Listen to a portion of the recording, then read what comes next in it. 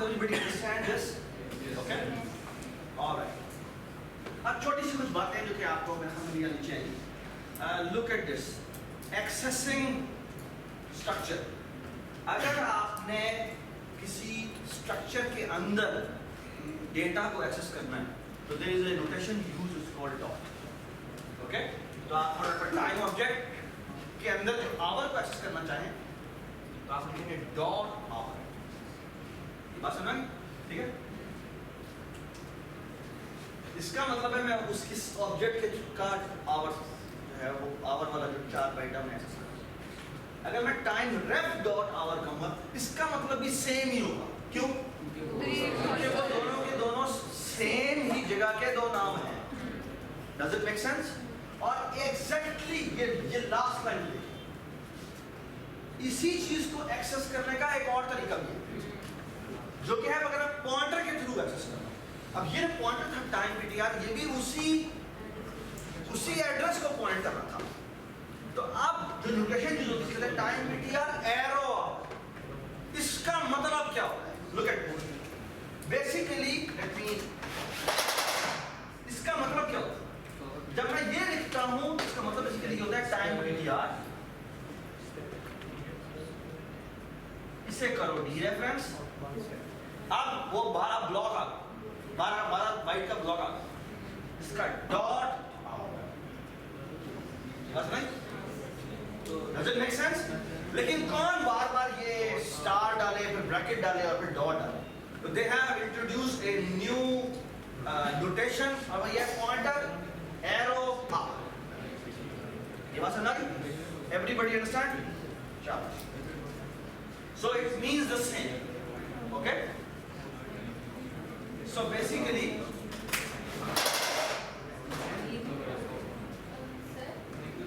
Ji listen please listen जी.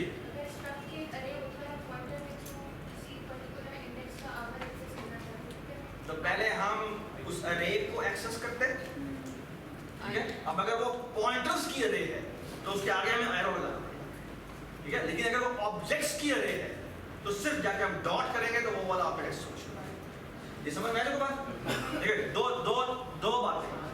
अगर मैं for example time type का टीज बनाता हूं 10 साइज का. ठीक है? लेट्स से मैंने 10 टाइम बनाए. ठीक है जी. अब अगर रिक्वायरमेंट ये है कि A1 ये कह रही कि मैंने जो सेकंड टाइम है उसके आवर की वैल्यू चेंज करनी है, तो मैं लिखूंगा टीज के सेकंड का डॉट आवर. ठीक है? ये बस नहीं. सेकंड का मतलब है मैं 0, फर्स्ट और सेकंड. ठीक है? Alright, everybody understand? अच्छा, ये बात ठीक है. एक जो दूसरा तरीका हो सकता है वो ये कि मैंने इस तरह से एलोकेशन की हो, यानी यहां पे कीज रखा. ठीक है जी. बल्कि ये भी नहीं किया, ये किया डबल पॉइंटर. और यहां जाके मैंने किया न्यू टाइम पॉइंटर और यहां पे लिख दिया 10. आप बता सकते तस्वीर क्या बनी है? तो बेसिकली अगर अभी की तस्वीर देखें तो ये बनी है. ये आपका स्टैक है. ओके? स्टैक सेगमेंट है, उस पे ये टीज है. ओके? जो कि बताते खुद जो है वो double pointer. Does it make sense? आगे आ गए. जब आपने ये डिक्लेयर किया तो बेसिकली यहां पर एक 10 क्या बनेंगे? 10 पॉइंटर्स बनेंगे. हर पॉइंटर कितने बाइट का होगा? 4 बाइट का होगा. Every entry will be A pointer. Okay? और फिलहाल इनमें तमाम में वैल्यूज क्या होंगे? गार्बेज. और इसका जो एड्रेस है लेट्स से 0x100 है, तो यहां पे क्या वैल्यू है?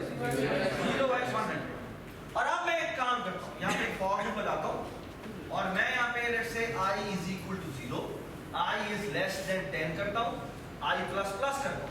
और यहां पे टीज की ith entry is equal to new shift time करता हूं. इसका मतलब क्या है? हर एक पॉइंटर जो है वो एक बार जिसके अंदर 3 चीजें होंगी। ये भी हो जाएगा, इसके अंदर भी कितनी चीजें होगी? 3 चीजें। और इस तरह आखिरी वाला जो है वो भी एक टाइम का स्ट्रक्चर होगा, जिसके अंदर कितनी चीजें होंगी? 3 चीजें। Everybody understand? Everybody understand? Okay. अब सवाल दोबारा से हम वही करते हैं जो कि एमन ने पूछा है। लेट्स से कि मैं इस एंट्री को चेंज करना चाहता हूं। इसके ये आवर पड़ा हुआ है, मिनट पड़ा हुआ है, सेकंड पड़ा हुआ है, तो मैं सेकंड, लेट्स से सेकंड को चेंज करना चाहता हूं। ओके, कैसे चेंज करेंगे जी? ये कौन सी एंट्री है? ये टीएस की कौन सी एंट्री है? मंथ एंट्री है जी। डॉट लगेगा, क्या लगेगा? ना ना ना, डॉट नहीं लगेगा। क्यों? जब आपने यहाँ पे T1 कह दिया तो बेसिकली आप यहाँ पहुंच गए, और ये खुद क्या है? ये खुद एक पॉइंटर है। ये बात सुना? तो अब अगर आप इसको डॉट लगाएंगे तो डॉट गलत होगा। तो या तो आप तो अगर आप यहाँ पर याद, लेकिन बहुत सारी बात सुनो। अब एक तरीका ये है कि यहाँ पर या तो स्टार लगाया जाए और फिर यहाँ पे डॉट लगाया जाए। क्यों? क्योंकि मैं इसके ऑब्जेक्ट को सीधा करना चाहता हूँ। Does it make sense? जी। या इसका शॉर्टकट तरीका ये है कि मैं यहाँ पे लिख दूंगा एरो। एरो का मतलब है I am talking about this object का, और यहाँ पर आ जाएगा let's say second is equal to let's say dot करेंगे तो खुद ही एरो कन्वर्ट करेंगे। ठीक है? चलिए सर, जो हमने एक मिनट ये है अगर मैंने यहाँ पे 2D पॉइंटर बनाया होता। ओके, एक इंप्लीमेंटेशन और हो सकती है, और वो ये है कि मैं यहाँ लिखता हूँ time static t's is equal to new time, और यहाँ पे कर दूँ टाइम। अब इसका मतलब क्या है? इसका मतलब आप इसकी तस्वीर में अपना दोबारा से। Now look at the picture. ये तस्वीर बन रही है इसकी, और अब मैं इसकी तस्वीर बनाता हूँ। इस तस्वीर का मतलब क्या है? इस तस्वीर का मतलब ये है, दौर में आपको इन दोनों तस्वीरों का फायदा बताऊंगा भी। दोनों का एक बड़ा एडवांटेज है, यानी कौन सी नोटेशन बेहतर है, कौन सी नोटेशन बेहतर नहीं है, you will learn in a while. Okay, please be careful. Alright, look at this.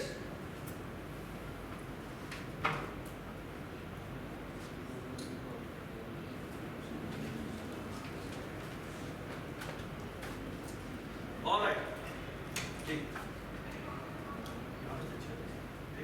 आपने दे दीजिएगा।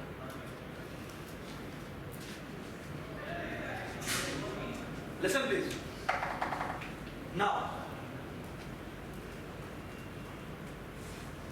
अगर मैं बेटा ये सिंटेक्स लिखता हूं तो स्टैक सेगमेंट पे सिर्फ टीज बनेगा जो कि एक सिंगल पॉइंटर है।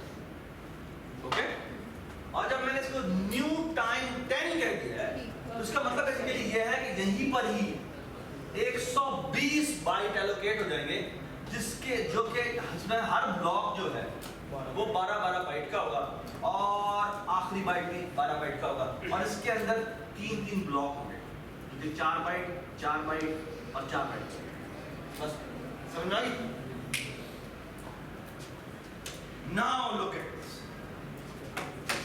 Please look at this.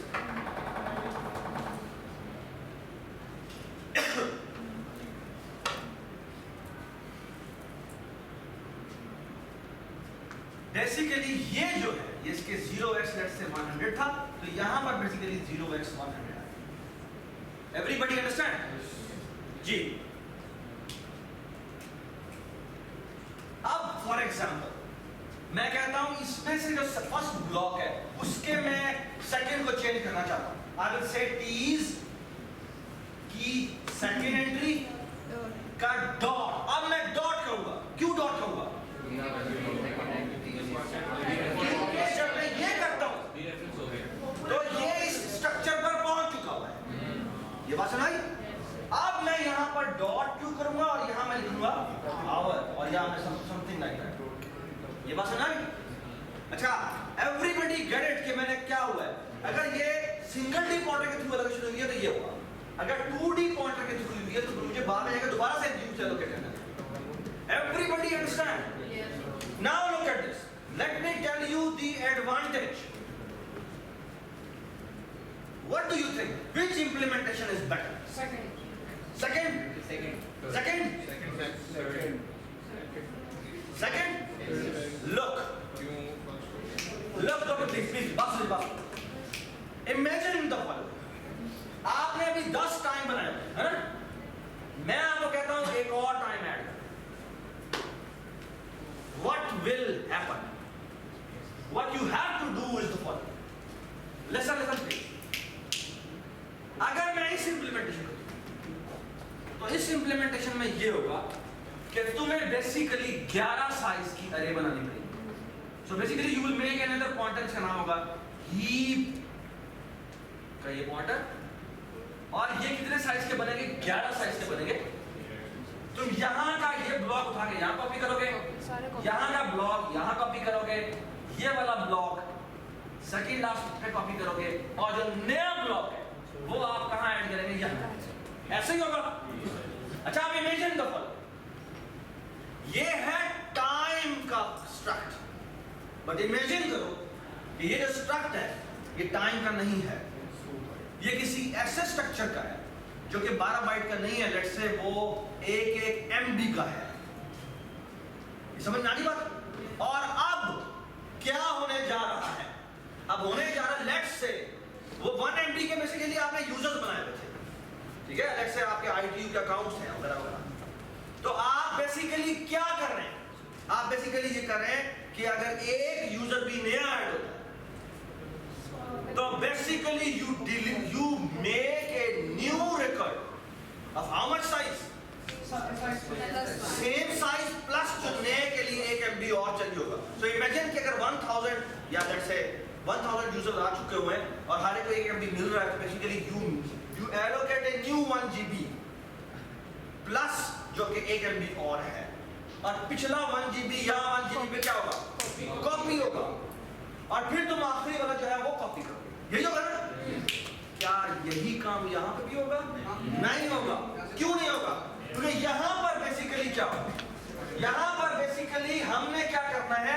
हम बेसिकली एक नया टेबल बनाएंगे जिसमें बेसिकली क्या चीज होगी?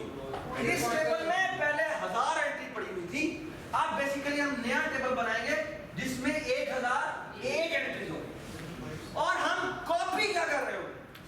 कॉपी कर रहे हैं ये सिर्फ 4 बाइट का पॉइंटर. कहां 4 बाइट का पॉइंटर? कहां 1 MB का डेटा जो कॉपी होने के लिए.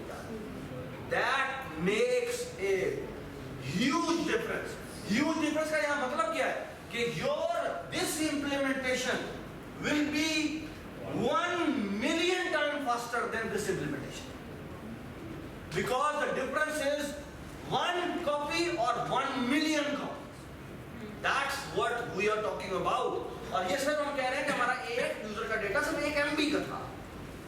ये बात सुना रही है? दोनों की इंप्लीमेंटेशन में जमीन आसमान का. ये बात सुना रही? और ये इसीलिए ये चीजें जानना जरूरी है. ओके? और ये आप तभी बात कर सकते हैं अगर आपको इसकी इंटरनल डिटेल पता है, अगर आपको इसकी मेमोरी डिटेल पता है, अगर आपको ये मेमोरी का स्ट्रक्चर बनाना आता है. Everybody understand? Everybody understand? जी बताएं. आपसे रिपीट नहीं अबे आपकी मेरी बात. Can anybody repeat for me? अच्छा जाओ. ये ना थोड़ा सा यूं किया करो. Make sure that this entire thing is here.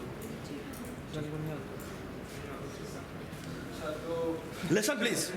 कोई नहीं, खामोश. डिफरेंस ये है कि यहाँ पे हम थोड़ा सा louder, please. सबसे पहले डिफरेंस ये है कि यहाँ पे 2D पॉइंटर बनाया है और यहाँ पे 1D पॉइंटर है. तो और ये 2D पॉइंटर 1D पॉइंटर इसकी एक अरे को पॉइंट कर रहा है. वो कितने साइज की होगी? 10. जितने रिकॉर्ड्स होंगे उतने साइज का और वो हर रिकॉर्ड जो है उस रिकॉर्ड की तरफ पॉइंट करने वाला हमने पॉइंटर रखा हुआ है जो कि 4 बाइट का है. That's it. ओके? और वो जो है वो असल में रिकॉर्ड की तरफ पॉइंट कर रहा है. The beautiful idea in double जो 2D पॉइंटर है उस इंप्लीमेंटेशन में क्या है कि आपका एक रिकॉर्ड एक दफा बनता है, उसके बाद वो कभी नहीं कॉपी भी नहीं होता. वो जहां पर पड़ा हुआ है वहीं पर रहता है और सारी जिंदगी वहीं पर रहता है. That is the biggest advantage it holds. Everybody understand? जी दोबारा बताओ था. बेसिकली इसका फ़ायदा बस ये है कि हम जब न्यू वाला ऑपरेटर यूज़ करते हैं और हीप पे नई मेमोरी बनाते हैं तो उसका एड्रेस स्टोर कर लेते हैं। हम सिर्फ इसको एक्सेस करेंगे या इसको मैनिपुलेट करेंगे, वो उधर का उधर ही पड़ा रहेगा। जब कुछ चेंज करना है तो इसका एड्रेस यहाँ से उठा के इधर रख दो, या एड्रेसेस बस हम एड्रेसेस से खेलेंगे, उसको हमें फ़र्क नहीं पड़ता। तो एक मेमोरी जो एक मेमोरी डेटा की मेमोरी है वो सिर्फ एक दफ़ा एलोकेट होती है, उसके बाद दोबारा से एलोकेशन नहीं होती, दोबारा से नई डुप्लीकेट कॉपी नहीं बनती। लेफ्ट साइड की जो इंप्लीमेंटेशन है उसमें तो हम बड़ा क्रिमिनल काम कर रहे हैं। क्यों क्रिमिनल काम? हम सिर्फ हमें फायदा क्या सोचा था कि जी हम डॉट ना लगाएं, है ना, वो एक डॉट है और एक एरो है, हाँ एरो से पता नहीं क्या हो जाएगा ना, वो तो हमने सिर्फ इसको बचाने के लिए हमने कहा वो हमारी अच्छी इंप्लीमेंटेशन नहीं, वो अच्छी इंप्लीमेंटेशन नहीं है जी। हम लोग ये कॉपी करने के बाद डिलीट नहीं कर सकते? लेसन जी please, listen please, listen please. Ibrahim सवाल पूछो। कॉपी बनाने के बाद अगर हम पिछली कॉपी पिछला वाला सारा डिलीट कर दें हीप पे से, सो बेसिकली हाँ जी, वो कह रहा है कि मैं पिछला और डिलीट हम कर रहे हैं। बेसिकली वो जो रेड वाला बना है, रिकॉर्ड बना है, ठीक है, वो बेसिकली नया रिकॉर्ड होगा। जो हमने ब्लैक वाला था उस पर कॉपी करेंगे, फिर पुराने वाले को डिलीट करेंगे, जैसे हम पहले करते थे, इंसर्ट एट एंड जैसे हम करते थे। ये बिल्कुल वही काम होगा। हमें पूरा का पूरा पहले कॉपी करना पड़ेगा, फिर पूरी की पूरी मेमोरी रिलीज करनी पड़ेगी। यहाँ पर एडवांटेज क्या है? यहाँ एडवांटेज है, यहाँ पर भी नई मेमोरी बनती है, लेकिन सिर्फ वो इंटरमीडिएट टेबल की बनती है पॉइंटर्स और वो सिर्फ पॉइंटर्स होते हैं। तो बेसिकली 1000 रिकॉर्ड है तो 1000 पॉइंटर्स चेंज होंगे। That's it, that's the advantage we are talking about. ये बात समझ? वहां पर 1000 रिकॉर्ड डिलीट होंगे और 1000 रिकॉर्ड नए बनेंगे। ये बात समझ? वैसे मैंने जो सोचा था इसका फ़ायदा वो ये था कि हम यहाँ पे ये भी स्टोर करा दें और फिर पॉइंटर्स भी स्टोर करा दें यहाँ पे। Very good point. अब this is another important point to talk about जी। लिसन, एसन ने एक पॉइंट बताया जिसमें शायद उसमें एडवांटेज ज्यादा है, और वो ये है, लिसन प्लीज, लिसन। अगर सिर्फ एक रिकॉर्ड, आई मीन अगर हमने स्टैटिक रिकॉर्ड बनाना, मतलब ये कि 10 डायनामिकली आएंगे, एक बनेंगे, उसके बाद चेंज नहीं हो, ठीक है ना, तो फिर शायद ये एडवांटेज इस पे। क्यों? क्योंकि हमें ये टेबल नहीं बनना। ये बात समझा गई? ये इंप्लीमेंटेशन तब अच्छी है जब इसमें ही भी एडिशन और डिलीशन हो। ये बात समझा गई? Everybody understand? अगर आप ऐसा रिकॉर्ड बना रहे हैं जिसमें रिकॉर्ड आते जा रहे हैं और निकलते जा रहे हैं, ये बात समझा गई? Then which implementation is better? This implementation. ये बात समझा गई? Everybody understand? लेकिन अगर एक दफा आपने डायनामिकली बनानी और वो वही रहनी है, उसमें चेंज नहीं होना, then there is no need to waste even this memory. So in that scenario, perhaps this is a better implementation. ये बात समझना? ठीक है? तीसरा। सर जब हम वो ts ब्रैकेट 2 करके डॉट r करते हैं, तो अगर हम जो हमने वो लिखा हुआ है जैसे ts ब्रैकेट 2 डॉट r, अगर हम 2 ना डालें और सीधा डॉट डालें तो वो खुद ही एरो बन जाता है जी। तो इसका मतलब क्या है? पहले बात गौर सुने। अगर तो लिसन प्लीज, वो कह रहा है कि अगर मैं ये लिख रहा हूँ, ये आपको कैमरा में आ रहा है, भैया नजर नहीं रखा हो या मैं क्या ये नजर आ रहा है, नहीं आ मैं सदा नहीं कह रहा मैं। अगर मैं ये कहूँ, सुने बात, सलार कह रहा है कि अगर मैं गलती से यहाँ पे डॉट डाल दूँ, ठीक है, तो वो खुद ब खुद एरो बने और यहाँ पर ये बने। अच्छा, इसका मतलब क्या है? लेट्स से ये इंप्लीमेंटेशन है, तो पहली बात है कि वैसे आवर में ये इसको एरो में कन्वर्ट क्यों करता है? इसलिए क्योंकि टीएस खुद क्या है? वो एक पॉइंटर है। अगर आप पॉइंटर के बाद डॉट डालेंगे वो तो नहीं देगा, ठीक है? तो विजुअल स्टूडियो क्या करता है? वो कहता है हम आप पॉइंटर के साथ शायद उसके आप उसके स्ट्रक्चर को एक्सेस करना चाह रहे हैं, तो वो खुद ब खुद उसके साथ एरो में कन्वर्ट करता है। सुने बेसिकली इसका मतलब क्या है? इसका मतलब यह है कि बेसिकली ये चीज बन जाएगी, पीस को आपने किया डी रेफरेंस और यहाँ किया आपने डॉट और यहाँ आपने किया आवर। इसका मतलब बेसिकली क्या है? इसका मतलब ये है कि बेसिकली ये पॉइंटर इस जगह पॉइंट कर रहा है पहली एंट्री के अंदर चेंज। बस समझ? सो अगर आपने पहली एंट्री में चेंज करनी है, आप डायरेक्ट एरो लगा सकते हैं या आप ब्रैकेट डाल के 0 करके भी एरो लगा सकते हैं, आपकी मर्जी। डॉट क्या TS प्लस, अगर आप TS प्लस 1 कहेंगे, अगर आप TS प्लस 1 करके डी रेफरेंस करेंगे और डॉट आवर करेंगे तो ये कौन सा एक्सेस करेगा? अगला ये वाला ब्लॉक एक्सेस, ये बात नहीं। और इसी को कहने का एक और तरीका भी है कि T's के फर्स्ट इंडेक्स का डॉट आवर, बात नहीं? क्यों? बिकॉज इसका मतलब ही ये चीज एक्चुअली इसके बराबर। Does it make sense? Does it make sense? ठीक है? शाबाश, बैठिए जी।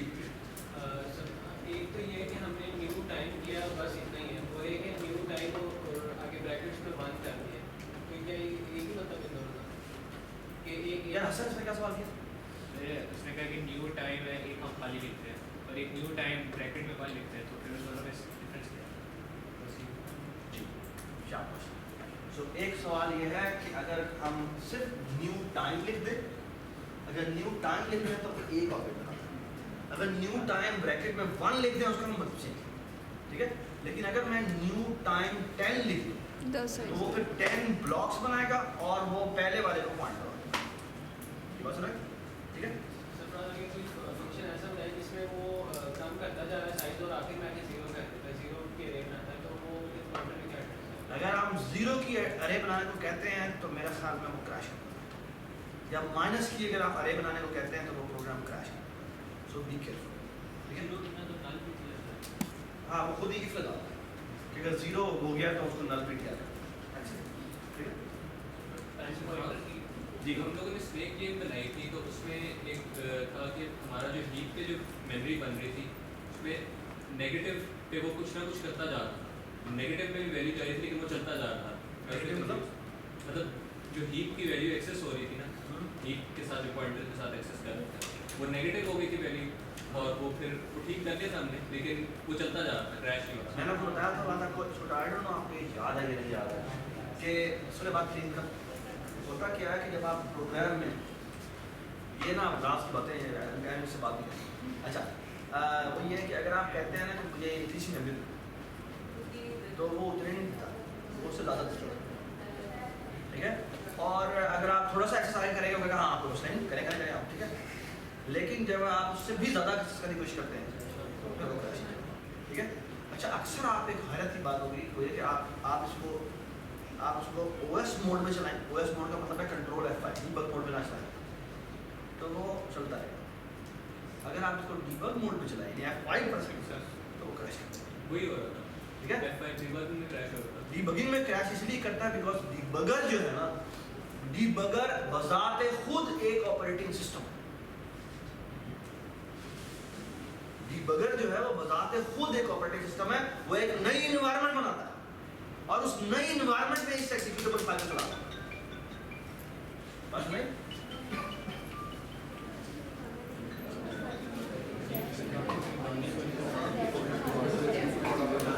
जी सुने बात प्लीज, आप जब कंट्रोल F5 प्रेस करते हैं, प्लीज बात सुनिए, जब आप कंट्रोल F5 प्रेस करते हैं तो आप एक्चुअली कह रहे हैं ये लो एग्जीक्यूटेबल फाइल। अगर आप विंडोज में चला रहे हैं तो आप कह रहे हैं ये लो विंडोज में कहते हैं यार ये एग्जीक्यूटेबल चला दो। प्लीज बात सुने, ये बात सुनाई।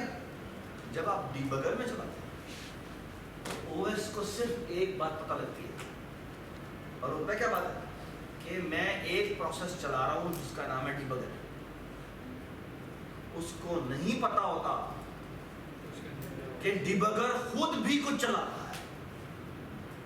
ये बात सुना? तो बेसिकली डीबगर मोड में जब आप चलाते हैं और एक्स्ट्रा मेमोरी इधर उधर की एक्सेस करने की कोशिश करते हैं तो डीबगर आपको रख की चपेट मारता है, ठीक है? तो भाई ये तुमने क्या किया, ठीक है? क्योंकि डीबगर बहुत ज़्यादा एफिशिएंटली इस तरह से लिखा गया है। ये बात सुना? और अगर आप OS से कहेंगे तो OS बड़ा OS भी प्रोटेक्शन से चलता है और वो कहते हैं हाँ भाई ये एक एरिया मैंने तुझे दे दिया, फॉर एग्जाम्पल आप कहेंगे 5 बाइट चाहिए, वो नहीं 5 नहीं, ये 1 KB ले, ठीक है? वो 1 KB से कम दे नहीं सकता। आप OS का एक्सपोर्ट पढ़ेंगे से कहते हैं पेजिंग, वो कहते हैं आपने कहा मुझे 1 बाइट चाहिए, आप कहें मुझे 1 बाइट चाहिए, होगा नहीं ये 1 KB, ठीक है? मैं आपको एग्जाम्पल देता हूँ, एक एग्जाम्पल है और वो ये है कि ना आप जाएं, आप अपने ना लैपटॉप पे जाके एक टेक्स्ट फाइल बनाएगा, उस टेक्स्ट फाइल के अंदर सिर्फ एक कैरेक्टर लिखे, एक होना ही चाहिए, इसमें इसका साइज होना चाहिए 1 बाइट, है ना? लेकिन वो 1 KB होता है, जो ओएस को यही पता है कि भाई मैंने एक प्लेट से कम तो देना ही नहीं, ठीक है? हाँ?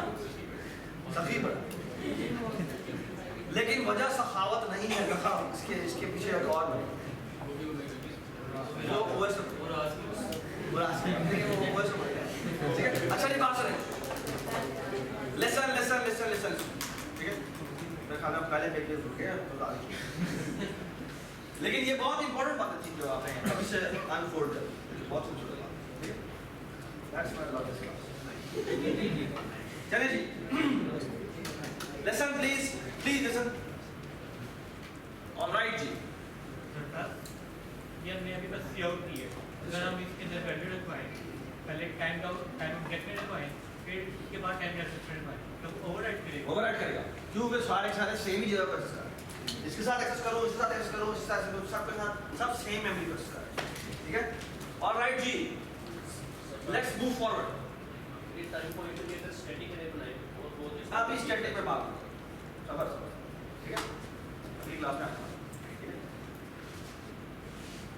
ओके जी, ये अब हम थोड़ी सी मजे की एग्जांपल देने लगे। डोंट वरी अबाउट इट, कि ना पुराना इंप्लीमेंटेशन जो थी ना उसमें वो iOS स्ट्रीम इंक्लूड करता था और यहाँ पे वो यूजिंग नेमस्पेस std नहीं लिखा, तो फिर ना मुझे हर एक के जगह बताना पड़ता कि मैं std column column cout use करूँगा, std column column addl use करूँगा, std column column setfill use करूँगा, std column column setw use करूँगा। ये कभी भी आपको बुक कोई खोले ना और उसमें ये नजर आए तो ये नहीं परेशान नहीं होना, हाय हाय ये क्या लिखा हुआ है। इसका मतलब ये है कि उसने यूजिंग नेमस्पेस std नहीं लिखा, ठीक है?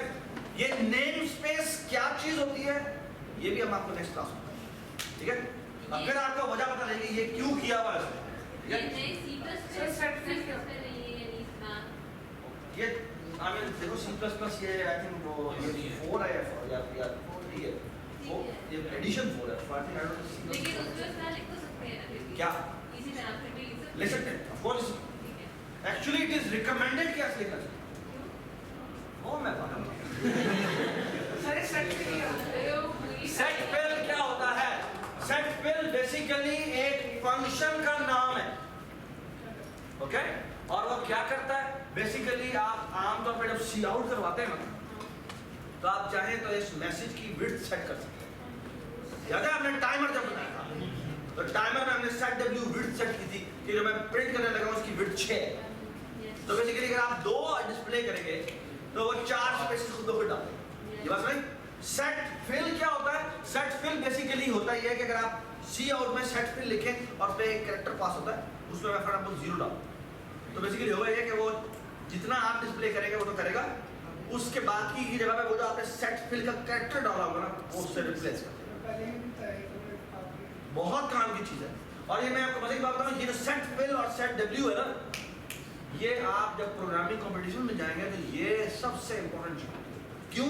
क्योंकि आप सुने बात, एक और बड़ी इंपॉर्टेंट बात है, आप जो कि अगली लैब जो ऑनवर्ड है उसमें हमें इस चीज की रिस्ट्रिक्शन लगाएंगे और रिस्ट्रिक्शन ये होगी कि आपको बेसिकली कहा ये जाएगा ये प्रोग्राम है इसकी ये आउटपुट होनी चाहिए, एग्जैक्ट ये आउटपुट होनी चाहिए।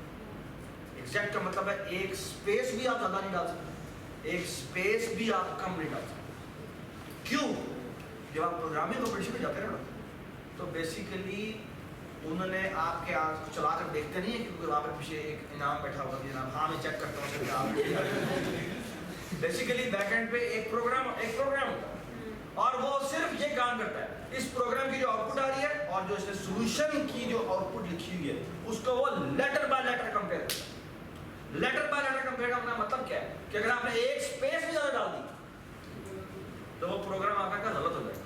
सो अब कई दफा ऐसा होता है कि आप पहली दफा जब प्रोग्रामिंग कंपटीशन में जाते हैं तो आप दलील होते हैं इस बात या आप कहते हैं मेरा तो प्रोग्राम ठीक काम कर रहा है, वो कहता भाई वो बाद में पता लगता है कि आपने ये फॉर्मेट कर रहे हैं।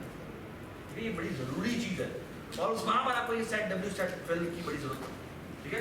Let me talk about this कि क्या चीज है। अच्छा आपको अभी एग्जांपल आएगी, टेंशन ना लो, ठीक है? एक तो यार तुम लोग काम नहीं करते यार, रुला के रख देते यार,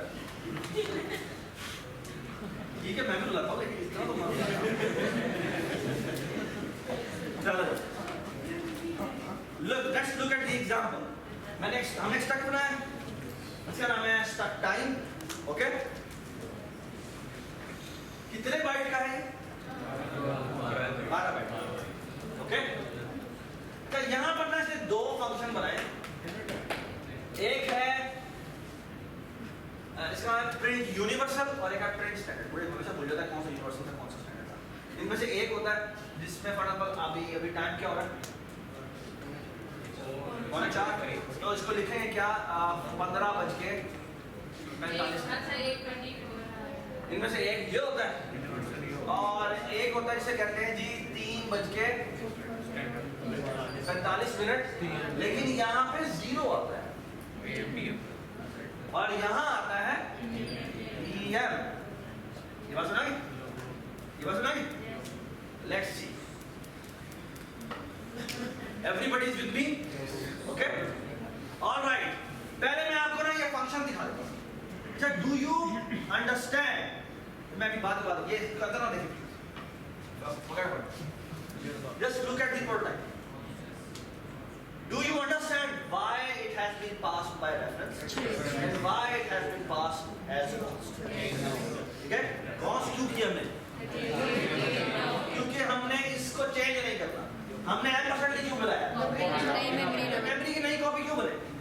okay, and now look at this. How will you use it? Listen जी, तो प्रिंट यूनिवर्सल क्या करता है? वो ये यूनिवर्सल वाला है और ये स्टैंडर्ड वाला है। ठीक है, तो अभी हम देखते हैं कि क्या करते हैं। ठीक है,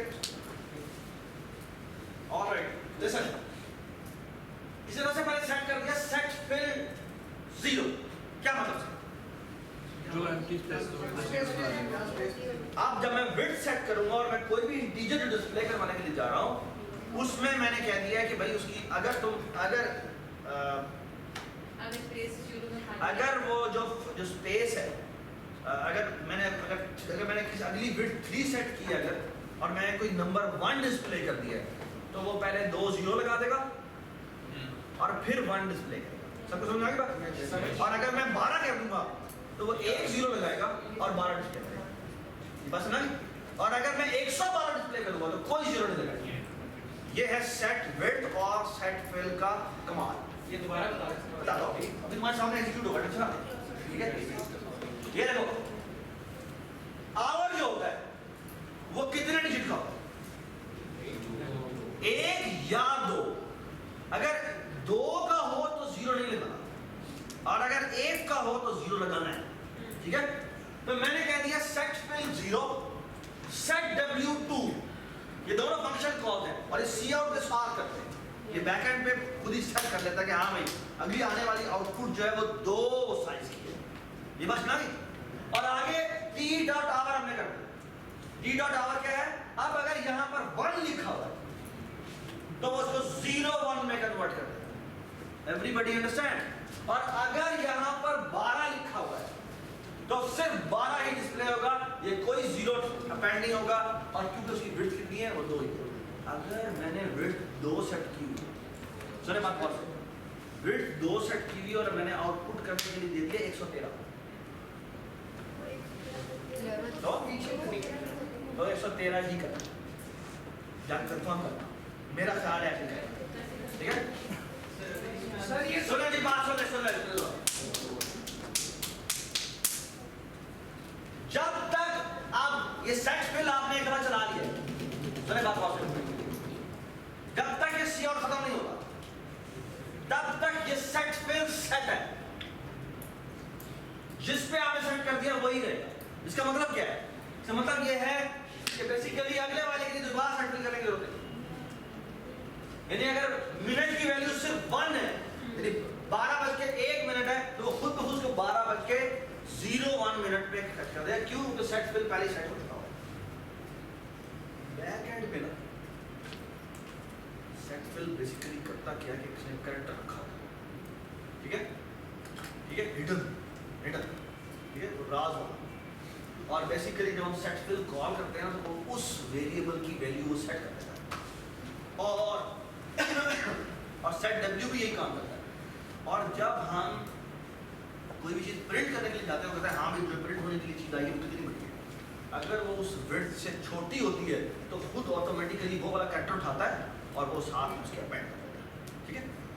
ये बात सुनाई?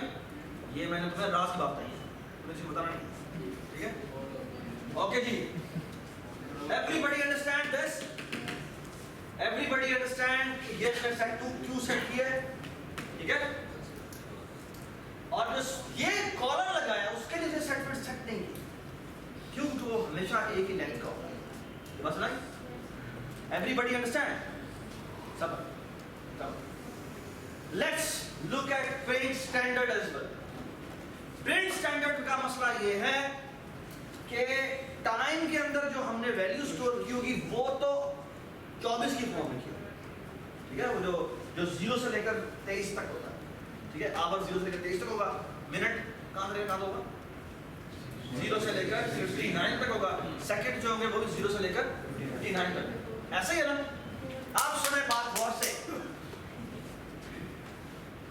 हमने क्या किया, हमने टाइम हमारे पास आया, हमने t डॉट आवर को चेक किया, क्या वो 0 है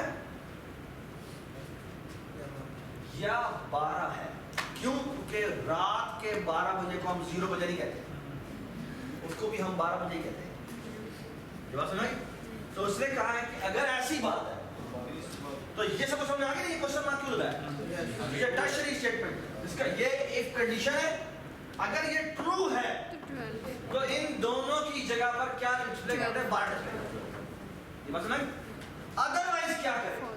वो कॉलम लगाया उसने, t डॉट आवर किया, इसका मॉड लिया 12 से और डिस्प्ले कर दिया, ये बात सुनाई? Everybody understand? जी क्या हुआ? क्या और क्वेश्चन मार्क क्या हुआ?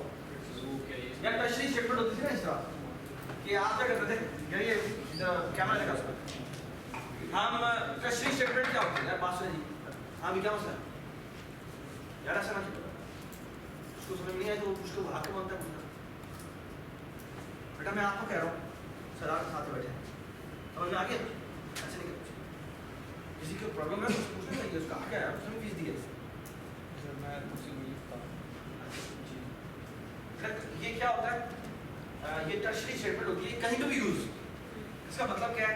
आपने फॉर एग्जांपल यहाँ पे लिखा है, यहाँ पे कंडीशन होती है, आपने यहाँ पे क्वेश्चन मार्क लिखा और यहाँ पे आपने कुछ भी लिखा, ठीक है? और यहाँ पे आपने कॉलम लगाया, यहाँ पे भी आप कुछ भी लिख सकते हैं, ये है इफ ये कंडीशन ट्रू हो तो ये रिप्लेस होगा, वरना ये रिप्लेस, ठीक है?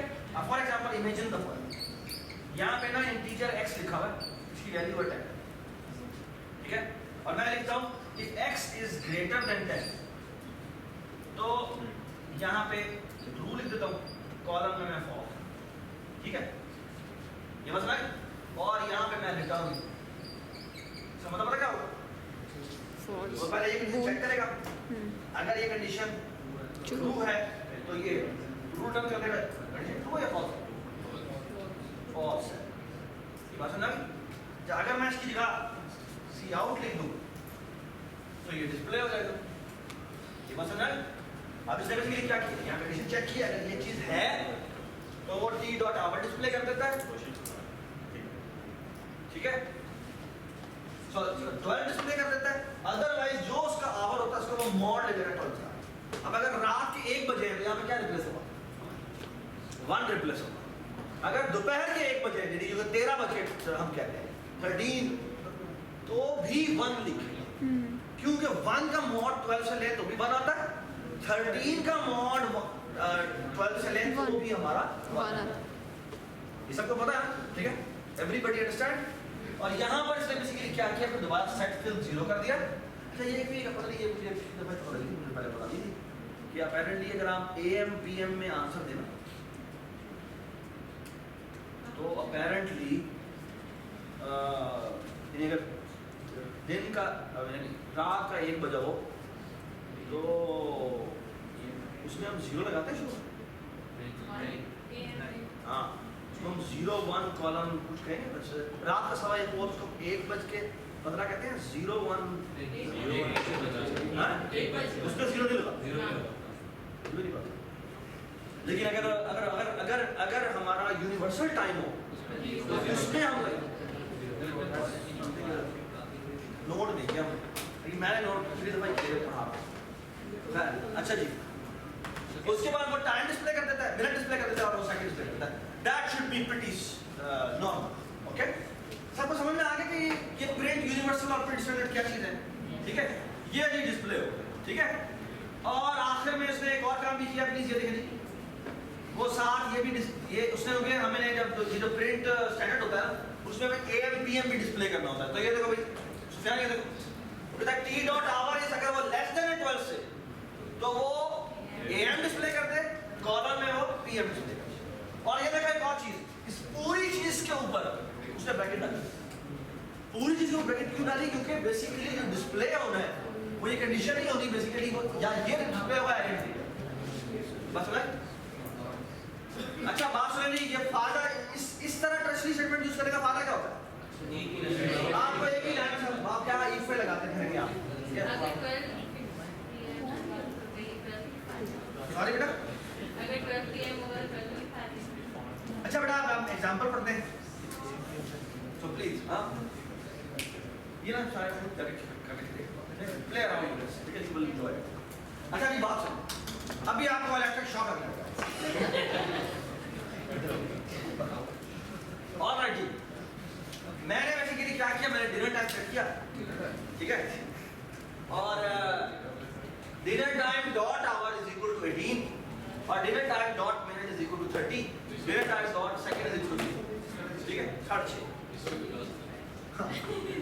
बस वही तुम्हारा डिनर टाइम. अच्छा सुनिए जी बात, लिसन जी प्लीज. अच्छा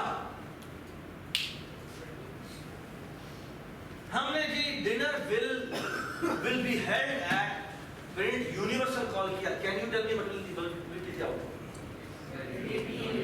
18:30:00. ओके, 00. व्हाई 00? सेट किया. प्रिंट स्टैंडर्ड कॉल किया तो क्या होगा?